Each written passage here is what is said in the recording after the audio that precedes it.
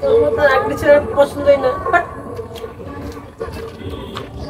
বলে গেল আমাকে আমাকে আগলি বলে চলে গেল, এত বড় অপমান। আমাকে একটা মেয়ে রিজেক্ট করে চলে গেল, এতই খারাপ দেখতে। কিছুটা বল যেতে আমি হ্যান্ডসাম হ্যান্ডসাম করতে পারি। এই যেমন পরিষ্কার হবো, সব মেয়েদের পেছনে পাগল হয়ে যাবে কিন্তু সত্যি দেখে দেখ।